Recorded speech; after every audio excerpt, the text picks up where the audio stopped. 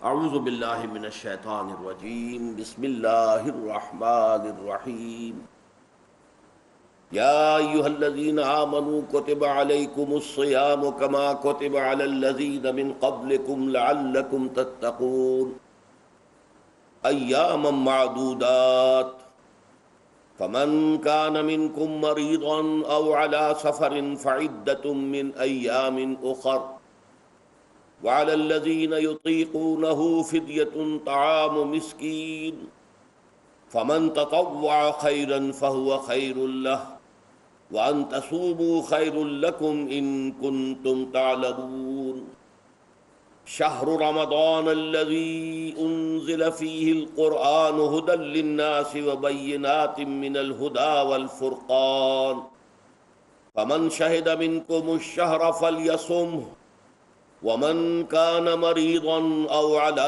سفر فعدة من أيام أخر يريد الله بكم اليسر ولا يريد بكم العسر ولتكملوا العدة ولتكبروا الله على ما هداكم ولعلكم تشكرون وإذا سألك عبادي عني فإني قريب أجيب دعوة الداع إذا دعان فَلْيَسْتَجِيبُوا لِي وَلْيُؤْمِنُوا بِي لَعَلَّهُمْ يَرْشُدُونَ أُحِلَّ لَكُمْ لَيْلَةَ الصِّيَامِ الرَّفَثُ إِلَى نِسَائِكُمْ هُنَّ لِبَاسٌ لَكُمْ وَأَنْتُمْ لِبَاسٌ لَهُنَّ عَلِمَ اللَّهُ أَنَّكُمْ كُنْتُمْ تَخْتَانُونَ أَنفُسَكُمْ فَتَابَ عَلَيْكُمْ وَعَفَا عَنْكُمْ فَالْآنَ بَاشِرُوهُنَّ وَابْتَغُوا مَا كَتَبَ اللَّهُ لَكُمْ وَكُلُوا وَاشْرَبُوا حَتَّى يَتَبَيَّنَ لَكُمُ الْخَيْطُ الْأَبْيَضُ مِنَ الْخَيْطِ الْأَسْوَدِ مِنَ الْفَجْرِ ثُمَّ أَتِمُّوا الصِّيَامَ إِلَى اللَّيْلِ وَلَا تُبَاشِرُوهُنَّ وَأَنْتُمْ عَاكِفُونَ فِي الْمَسَاجِدِ تِلْكَ حُدُودُ اللَّهِ فَلَا تَقْرَبُوهَا كَذَلِكَ يُبَيِّنُ اللَّهُ آيَاتِهِ لِلنَّاسِ لَعَلَّهُمْ يَتَّقُونَ وَلَا تَأْكُلُوا أَمْوَالَكُمْ بَيْنَكُمْ بِالْبَاطِلِ وَتُدْلُوا بِهَا إِلَى الْحُكَّامِ لِتَأْكُلُوا فَرِيقًا مِّنْ أَمْوَالِ النَّاسِ بِالْإِثْمِ وَأَنْتُمْ تَعْلَمُونَ رَبِّ اشْرَحْ لِي صَدْرِي وَيَسِّرْ لِي أَمْرِي وَاحْلُلْ عُقْدَةً مِّن لِّسَانِي يَفْقَهُوا قَوْلِي۔ محترم حاضرین اور معزز خواتین، آپ کو معلوم ہے کہ آج ہماری گفتگو جو ہے عظمت رمضان اور عظمت سیام و قیام رمضان مبارک پر گفتگو ہوگی، تاکہ ہم لوگ ذہناً اور قلباً کچھ تیار ہو جائیں رمضان مبارک کی جو برکتیں ہیں ان سے صحیح طور پر مستفید ہونے کے لیے۔ میں نے ابھی آپ کو 6 آیات پڑھ کر سنائی ہیں۔ خاص طور پر جو بات نوٹ کرنے کی ہے وہ یہ ہے کہ یہ 6 آیات، ان پر سورہ بقرہ کا 23واں رکوع مشتمل ہے، اور ایک اعتبار سے یہ پورے قرآن میں منفرد ہے کہ اس میں دین اسلام کے جو 5 ارکان ہیں، آپ کو معلوم ہے ان میں کلمہ شہادت ہے، نماز ہے، روزہ ہے، زکوٰۃ ہے، حج ہے۔ تو ان میں سے ایک رکن جو ہے سیام، روزہ، اس کے بارے میں اس کے جملہ احکام، ابتدائی احکام کیا تھے، تکمیلی احکام کیا تھے، پھر اس کی حکمت درجہ بدرجہ، روزہ محض روزہ ہوتا تو اس کی حکمت کیا تھی، مقصد کیا تھا، اور روزے کے ساتھ رمضان مبارک کا پروگرام قیام اللیل کو شامل کیا گیا تو اس کا مقصد کیا ہے، اس کا مطلوب کیا ہے، اس کا مقصود کیا ہے۔ یہ ساری چیزیں جو ہیں وہ ایک مقام پر آ گئی۔ نماز کے بارے میں آپ کو معلوم ہے کہ اس کا حکم تو بے شمار جگہ آیا ہے، لیکن احکام وضو کے حکم کہیں اور ہیں، نماز سفر کی اس کا حکم کہیں اور ہے، نماز خوف کا حکم کہیں اور ہے، اور اوقات جو ہے نماز کے وہ مختلف مقامات سے اخذ کیے گئے ہیں، کسی ایک جگہ پر تفصیل کے ساتھ 5 جو نماز کے اوقات ہیں وہ موجود نہیں ہیں۔ اس اعتبار سے وہ قرآن مجید کے اندر وہ معاملہ جو ہے منتشر ہے۔ اسی طرح زکوٰۃ کا معاملہ ہے کہ زکوٰۃ کا حکم تو بے شمار مرتبہ آیا ہے، اس کے احکام قرآن میں نہیں ہے۔ اس کا نصاب کیا ہے، کس کے ذمے زکوٰۃ واجب ہے، اس کی کیا ریشو ہے، کیا نسبت ہے، کیا مقدار ہے، کہیں نہیں ہے، یہ احادیث سے ہے۔ حج کا معاملہ ہے تو وہ بھی کم سے کم 2 مقامات پر، بلکہ اس سے زائد مقامات پر آپ کو اس کا ذکر ملے گا مکی صورتوں میں بھی ہے سورہ حج، اس میں 2 رکوع مسلسل ہیں. پھر مدنی صورتوں میں سے سورہ بقرہ، اس کے بعد جو ہے 23ویں رکوع کے بعد 24 اور 25واں رکوع پورا جو ہے وہ حج کے مناسک پر مشتمل ہے. اس سے کچھ پہلے جو ہے وہ سعی بین الصفا والمروہ جو ہے اس کا ذکر 20ویں رکوع کے آخر میں آ چکا ہے. حج کی فرضیت کا حکم جو ہے وہ سورہ آل عمران میں ہے. لیکن یہ کہ یہ صوم کی عبادت جو ہے جو کہ خود ایک رکن ہے اسلام کا، اس کے معاملے میں یہ 6 آیات اتنی جامع ہیں کہ اگر ان کو انسان سمجھ لے تو کل معلومات جو ہے صوم کے بارے میں جو مطلوب ہیں وہ اس کو حاصل ہو جائیں گے، اس کے احکام بھی، اس کی حکمتیں بھی. تو اسی حوالے سے آج ان پر گفتگو ہوگی، لیکن درس کے انداز میں نہیں، بلکہ میری اپنی گفتگو کے دوران ان آیات کا حوالہ آئے گا. تو میں چاہوں گا کہ آپ اس وقت بھی اپنی نگاہیں جو ہیں اس کے ٹیکسٹ کے اوپر مرکوز کریں، تاکہ آپ کے ذہن میں جو ہے یہ مضامین آیات کے الفاظ کے ساتھ ایسوسیشن قائم کر کے محفوظ ہو جائیں. بس اس تمہید کے بعد اب میں شروع کروں گا استقبال رمضان کے ضمن میں روزے کی حکمتیں کیا ہیں، اس کے احکام کیا ہیں. نمبر 1، شریعت محمدی میں روزے کی تدریجی فرضیت. یہ جو تمہیدی مضمون ہے اس ضمن میں وہ بہت اہم ہے. پہلی بات یہ جان لیجئے کہ اہل عرب جو ہیں، قریش بھی، اہل مکہ اور قریش کے تابع بقیہ تمام بنی اسماعیل بھی، اور ان کے تابع جو بھی عرب میں دوسرے قبیلوں کے لوگ تھے کہ جو عربی تھے اور مشرک تھے، وہ سب اس کے اندر مراد ہیں. ان لوگوں میں روزے کی عبادت معروف نہیں تھی. یا تو یہ ہے کہ حضرت ابراہیم علیہ السلام کے زمانے میں روزے کی عبادت تھی ہی نہیں، کیونکہ یہ لوگ اپنے قول کے مطابق ملت ابراہیم پر تھے. لیکن یہ ہے کہ بہرحال روزے کی عبادت سے ناآشنا تھے. کیا وجہ ہے یہ ہم نہیں جانتے. آپ کو معلوم ہے نماز سے وہ واقف تھے، اگرچہ اس کا حلیہ انہوں نے بگاڑ دیا تھا، تالیاں بجاتے تھے، سیٹیاں بجاتے تھے یہ، لیکن نماز کہتے تھے اسے نماز.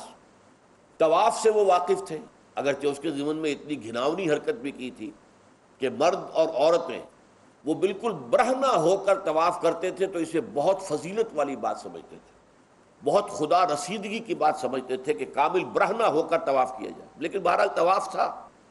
اسی طرح قیام عرفہ، قیام منی یہ بھی موجود تھے. تو حج کے بھی بہت سے ارکان جو ہیں وہ ان کے ہاں معروف تھے.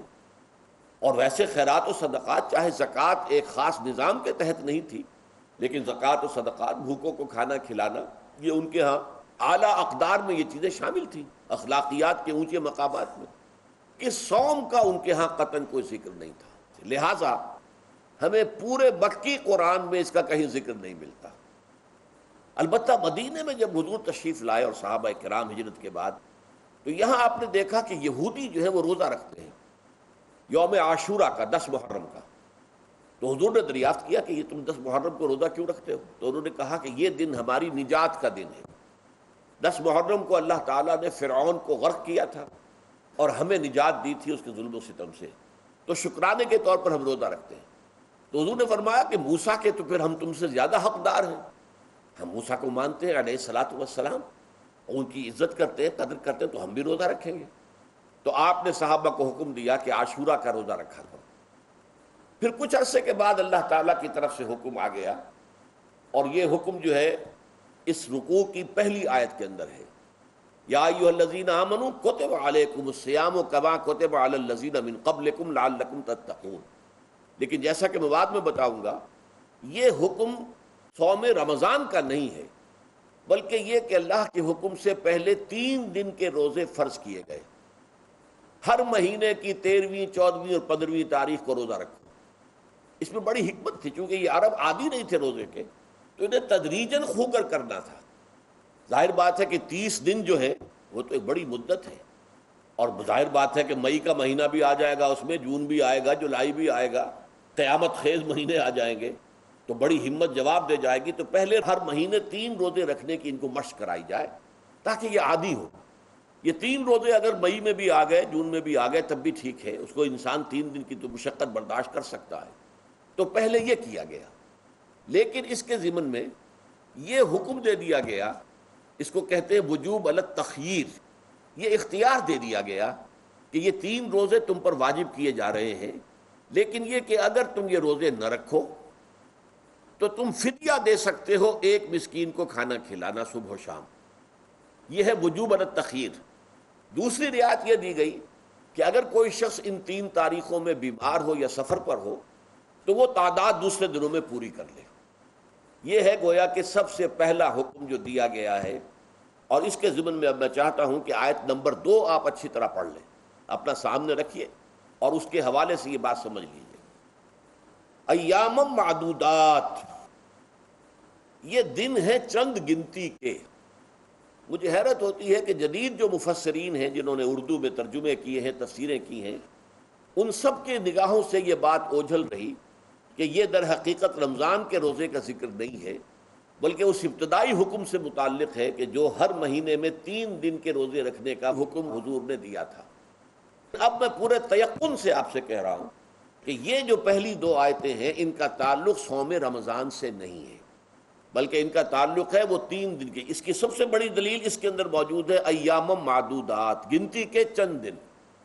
اب 30 یا 29 دن جو ہے وہ گنتی کے چند دن نہیں ہو سکتے، وہ اچھی بڑی تعداد ہے. پھر یہ ہے کہ یہ معدودات جو ہے اس کو کہا جاتا ہے جمع قلت. یہ زیادہ سے زیادہ 9 پر اس کا اطلاق ہوتا ہے، اس وزن پر جو جمع آتی ہے.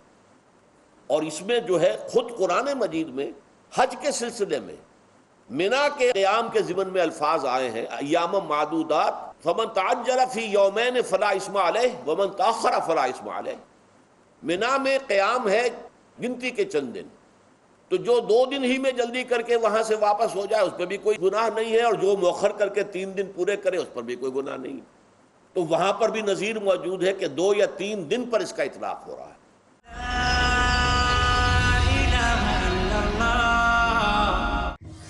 ستیزہ کار رہا ہے ازل سے تا امروز، چراغ مصطفی سے شرار ابوالحبی.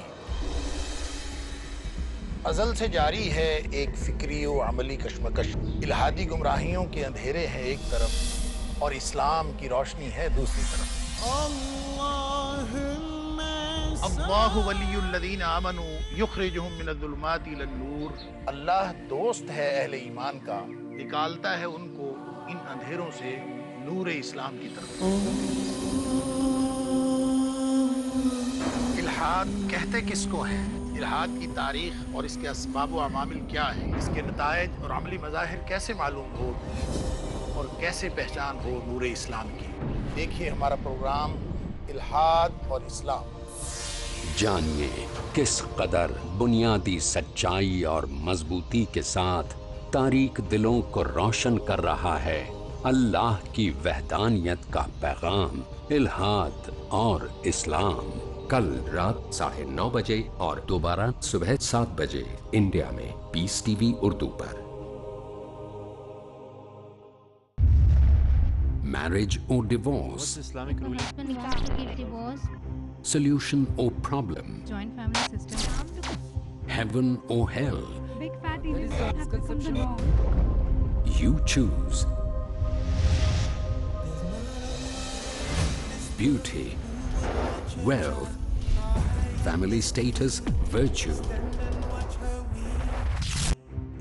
Decide what you want.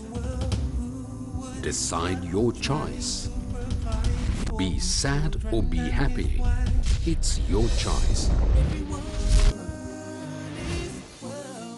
Join Dr. Zakir Naik in Better Half or Bitter Half ہر سنیچر رات 8 بجے اور دوبارہ صبح 10 بجے انڈیا میں پیس ٹی وی اردو پر.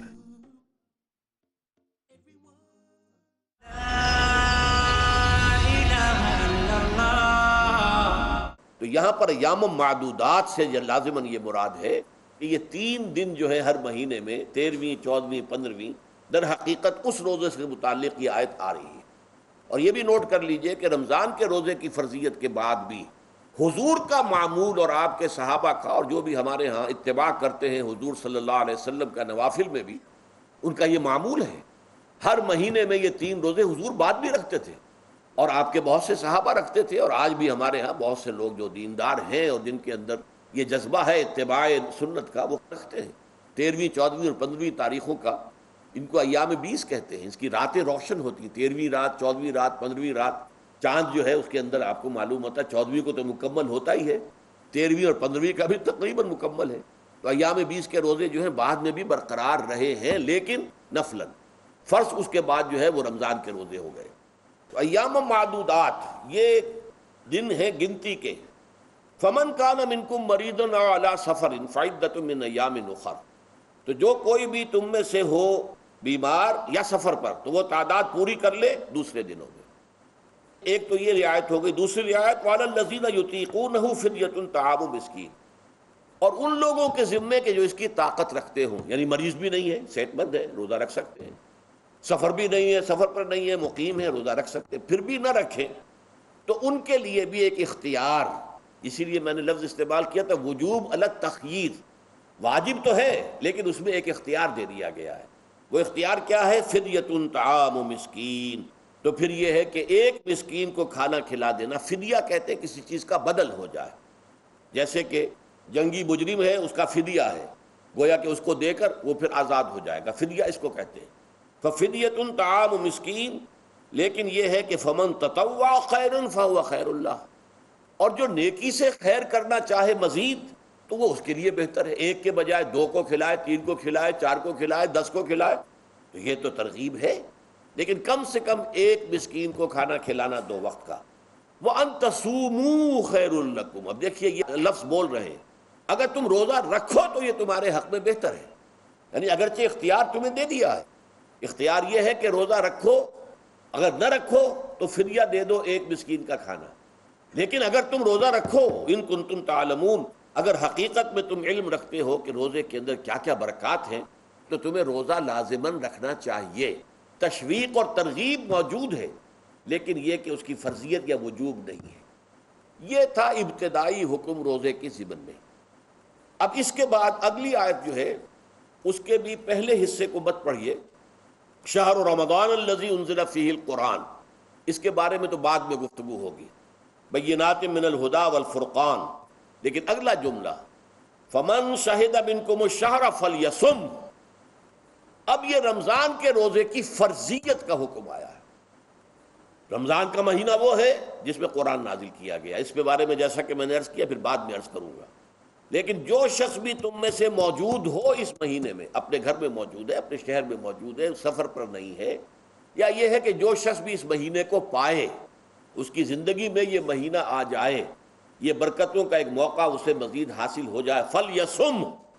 یہ امر کا صیغہ ہے، یہ وجوب ہے مطلقاً. اب اس میں جو 2 رعایتیں پہلے دی گئی تھی ان میں سے ایک کو برقرار رکھا. وَمَنْ كَانَ مَرِيضًا أَوْ عَلَى سَفَرٍ فَعِدَّةٌ مِّنْ أَيَّامٍ أُخَرَ، جو شخص ہو مریض، بیمار ہو یا سفر پر ہو، فَعِدَّةٌ مِّنْ أَيَّامٍ أُخَرَ، تو وہ تعداد پوری کر لے دوسرے دنوں میں. يُرِيدُ اللَّهُ بِكُمُ الْيُسْرَ وَلَا يُرِيدُ بِكُمُ الْعُسْرَ. اللہ تمہارے ساتھ آسانی چاہتا ہے، سختی نہیں چاہتا. یہ اصل میں کیوں کہا ہے اس کی وجہ سمجھ لیجئے. آج بھی آپ کو اپنے ہاں ایسے لوگ مل جائیں گے جن کا تقویٰ کا تصور اتنا غلط ہو گیا ہے کہ 104 درجے کا بخار ہے، روزہ چھوڑنے کو تیار نہیں. بھلے آدمیوں، اللہ نے تمہیں ایک رخصت دی ہوئی ہے تو خام خواہ اپنے اوپر یہ شدت کیوں لے رہے ہو؟ لیکن لیتے ہیں، روزہ چھوڑنے کو تیار، روزہ قضا نہیں کروں گا. سفر پر جا رہے ہیں اور روزہ قضا کرنے کو تیار نہیں. ایک موقع پر ایک غزوے کے دوران ایسا ہوا کہ کچھ لوگوں نے روزہ رکھا ہوا تھا، لیکن وہ اتنے یوں سمجھیے مزمحل ہو گئے کہ جب پڑاؤ پر پہنچے تو جن کا روزہ نہیں تھا انہوں نے تو بڑی چاق و چوبند طریقے سے خیمے نصب کیے، سارا بندوبست کیا، اور یہ جا کر بے سدھ ہو کر بے ہوش ہو کر گر پڑے. تو حضور نے فرمایا ان کو دیکھ کر، لیس من البر الصیام فی السفر، سفر میں روزہ رکھنا یہ کوئی نیکی کا کام نہیں ہے. یہ نیکی کا غلط تصور ہے کہ جو تم نے اپنے اختیار کر لیا. یہ تمہارے اندر تشدد پسندی پیدا ہو رہی ہے. دین کے احکام میں جو مقصد ہے وہ کیا ہے؟ یرید اللہ بکم اليسر ولا یرید بکم العسر. اسی پر عمل کرتے ہوئے حضور نے فرمایا ہے کہ جو بھی علماء دین ہیں یا جو رہنمایان دین ہیں ان کا کام کیا ہے؟ آپ نے فرمایا یسروا ولا تعسروا. دیکھو آسانیاں پیدا کرو، سختیاں پیدا نہ کرو. دین میں سختیاں پیدا کرنا بھی وہ اسر اور اغلال بن جاتا ہے کہ جس کو رفع کرنے کے لیے اور جس سے لوگوں کو، یہودیوں کو اور تمام اہل کتاب کو نجات دینے کے لیے اللہ تعالیٰ نے اپنے رسول محمد صلی اللہ علیہ وسلم کو بھیجا. کہ جہاں وہ نیکی کا حکم دیتے ہیں، بدی سے روکتے ہیں، پاکیزہ چیزوں کو حلال ٹھہراتے ہیں اور خبیث چیزوں کو، ناپاک چیزوں کو حرام قرار دیتے ہیں، وہیں وہ لوگوں کے اوپر سے وہ بوجھ بھی ختم کرتے ہیں کہ جو انہوں نے خام خواہ اپنے اوپر لاد لیے۔ تو ان میں سے یہ بھی ہے کہ یہ نیکی کا کام نہیں ہے کہ آپ سفر میں ہیں اور روزہ رکھ رہے ہیں۔ یرید اللہ بکم اليسر ولا یرید بکم العسر وَلِتُكْمِلُوا الْعِدَّةَ، لیکن یہ بات واضح رہے کہ اب تمہارے لیے تعداد کو پورا کرنا لازم ہے، یہ نہیں ہے کہ آپ اس کی جگہ پر فدیہ دے دیں تو بات پوری ہو جائے گی، نہیں۔ روزے کی تعداد آپ کے رمضان میں 2 روزے 3 روزے چھوٹ گئے بیماری کی وجہ سے، ٹھیک ہے، لیکن دوسرے دنوں میں اس کی قضا دینی لازم ہے۔ وہ روزے رکھنے جو ہیں آپ پر لازم ہے، ان کا کوئی بدل جو ہے وہ فدیہ نہیں ہو سکتا۔ البتہ یہ نوٹ کر لیجئے، یہ حکمت نبوی ہے کہ یہاں اگرچہ وہ فدیے کا حکم جو ہے گویا کہ بظاہر قرآن مجید کے الفاظ سے محسوس ہوتا ہے کہ مطلقاً منسوخ ہو گیا، لیکن حضور نے اس کو خاص حالتوں میں باقی رکھا ہے۔ کوئی شخص اتنا بوڑھا ہو چکا ہے یا خاتون اتنی بوڑھی ہو چکی ہے کہ دن بھر کا فاقہ جو ہے اس میں اندیشہ ہے کہ کہیں ہلاک نہ ہو جائے۔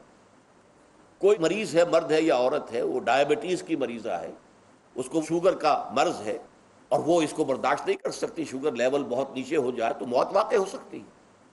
کوئی ایسا مریض ہے جس کو مرض سے شفا پانے کی اب کوئی امید ہے ہی نہیں کہ میں مرض سے شفا پا جاؤں گا یا پا جاؤں گی تو اس کے بعد میں روزہ مکمل کر دوں گی، نہیں۔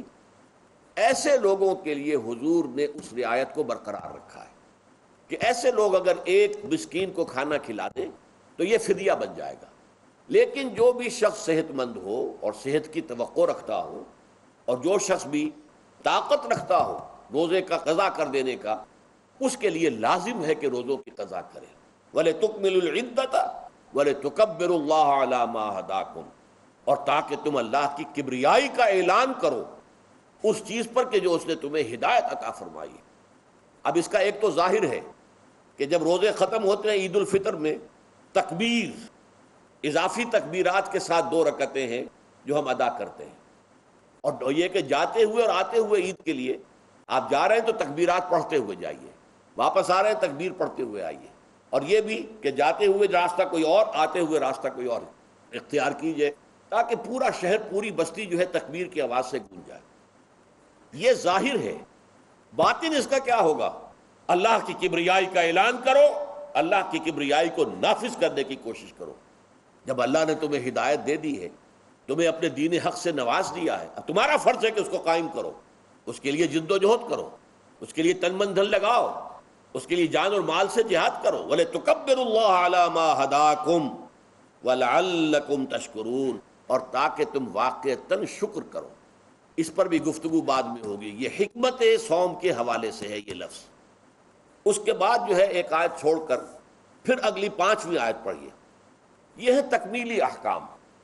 ابتدائی احکام آ گئے، نمبر 2 میں صوم رمضان کا حکم آ گیا، نمبر 3 پر ہوا کیا تھا کہ جب روزوں کا حکم دیا گیا تو چونکہ مثال آپ نے رکھی تھی یہود کی کہ یہود جو ہے عاشورہ کا روزہ رکھتے ہیں تو ہم بھی کیوں نہ رکھیں، مسلمانوں تم بھی رکھو۔ اس سے گمان یہ کیا گیا کہ جو احکام یہود کی شریعت میں ہیں روزے کے، شاید وہی ہماری شریعت میں بھی ہے، اور ان کی شریعت میں یہ تھا کہ رات کو سو گئے تو روزہ شروع ہو گیا، اور وہ روزہ اب نہ کوئی سحری ہے نہ رات میں کے دوران کوئی میاں اور بیوی جو ہے وہ ہم بستری کر سکتے ہیں، بلکہ یہ کہ وہ روزہ صبح سے لے کر پھر جب رات کے بعد صبح آئے گی، صبح سے پھر دوپہر اور شام اور غروب آفتاب پر جا کر روزہ ختم ہوگا۔ گویا کہ کم و بیش 20 گھنٹے کا روزہ یا 21 گھنٹے کا روزہ، کیونکہ اگر غروب آفتاب کے 3 گھنٹے بعد آدمی سو گیا تو وہاں سے جو روزہ شروع ہوا ہے تو غروب آفتاب پر اگلے روز جو ہے وہ ختم ہوگا، تو ہو جائے گا 20-21 گھنٹے کا روزہ۔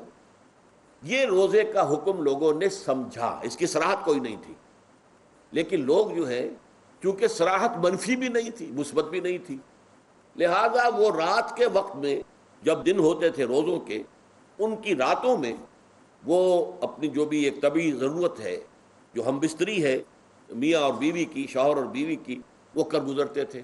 جذبات کے اندر جو بھی اس وقت ان کی احتیاج ہوئی، دل میں کھٹک رہتی تھی کہ پتہ نہیں ہم نے یہ صحیح کام کیا نہیں کیا، غلط کیا، تو اس سے یہ کہ ظاہر بات ہے کہ پھر قرآن مجید اسے قرار دے رہا ہے اپنے آپ سے خیانت کرنا۔ جب انسان اپنے ضمیر کے خلاف کوئی بات کر رہا ہو تو چاہے وہ بات صحیح ہے لیکن وہ اسے گناہ سمجھ کے کر رہا ہے تو اس نے تو گناہ کیا. وہ اپنے آپ سے تو خیانت کر رہا ہے. ایک شخص ہے وہ بکری کا گوشت کھا رہا ہے لیکن سمجھتا یہ کہ یہ سور کا گوشت ہے. اس نے تو سور ہی کا کھایا نا, اس نے بکری کا تو نہیں کھایا, لیکن اس نے سمجھا یہ کہ یہ سور کا گوشت اور کھا رہا ہے. تو اس حوالے سے ایک دغدغہ سا دل میں رہتا تھا, پریشانی. تو اب جو یہ 5ویں آیت ہے, طویل ترین آیت ہے اس سلسلے کی, اس میں روزے کے تکمیلی احکام آ گئے جو ابدی ہیں, آج تک قائم ہیں اور قیامت تک قائم رہیں گے. فرمایا احل لکم لیلۃ الصیام الرفث الی نسائکم, اے مسلمانوں روزے کی راتوں میں تمہارے لیے حلال کر دیا گیا ہے اپنی بیویوں سے اپنی خواہش کا پورا کرنا. رفث الی نسائکم ہن لباس لکم وانتم لباس لہن, وہ تمہارے لیے بمنزلہ لباس ہیں. جیسے لباس کے اور انسان کے بدن کے درمیان کوئی حجاب نہیں ہوتا, ایسے ہی شوہر اور بیوی کے درمیان بھی کوئی حجاب نہیں رہتا. ہن لباس لکم وانتم لباس لہن.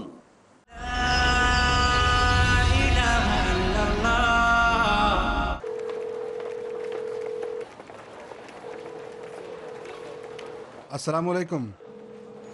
وعلیکم السلام. کیا بات ہے, کوئی خاص کام کر رہے ہو کیا؟ ہاں, دیکھ رہا ہوں کہ اپنی زکوٰۃ کی رقم کہاں دوں. پیس ٹی